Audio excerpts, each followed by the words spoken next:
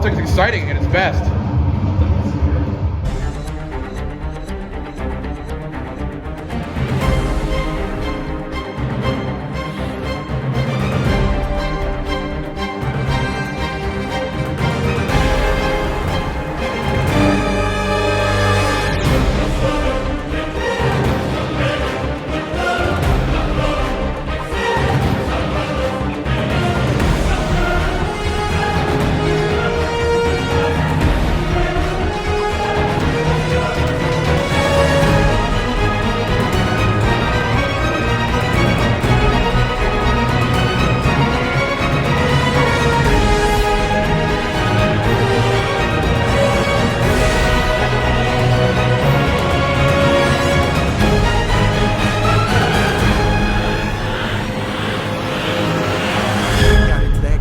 He'd call me like one morning and everything else, but Marty is the one that got the Summer Beast rolling. And Marty, let me push this in for you first, because we're sitting with Marty Grove and Carl Seeger here. Marty is one of the strength czars of Bradford, has been around, we want to hear the original IRONMILL stories, a guy that was one of my mentors growing up, and just mine too. peers, and just as you saw today, what base of knowledge consulting with these kids to have, and all of you two looking at their deadlifts, because that's just all of those years and all of those generations and all of those mantras put into one. So to have you two come together and unite for this is important, because I think the amount of information that you guys know in the area is second to none.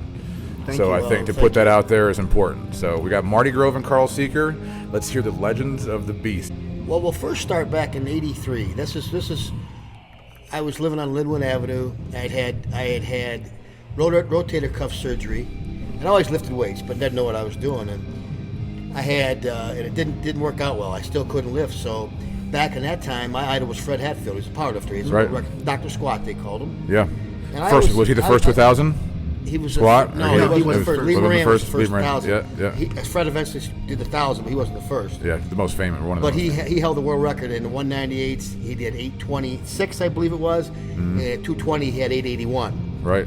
And that's back when the gear was not like it was today. Right. The equipment. It was gym socks and an ace bandage. Yeah. That was geared lifting back then. At the time, all our information came from PowerLifting USA. We got that magazine once a month. Right. But I had seen where Fred had rotator cuff surgery, and it was coming back, and he was successful, benching over 500. And I'm like, now what am I doing wrong? How old were you at the time, Marty? I was when you started? 20. I had started lifting when I was 15. I started the powerlifting with probably 22, 23. So you had some years of development underneath you. Had the torn rotator cuff, lifting, and then But then I decided to do the powerlifting. But my shoulders were my one shoulder was shot. Same shoulder, 2 surgeries. But I eventually got a hold of Fred Hatfield and said, "How did you get your shoulders? How did you fix your shoulder like that where you could bench 500 pounds?"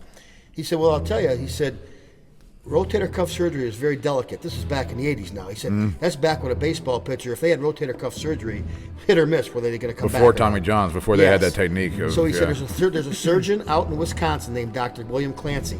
He's the best in the world right now. That's who did my surgery. So if you're serious about powerlifting, I'll call out there and recommend you. You call out there. As we did. We worked together. I called out to Wisconsin. I made an appointment.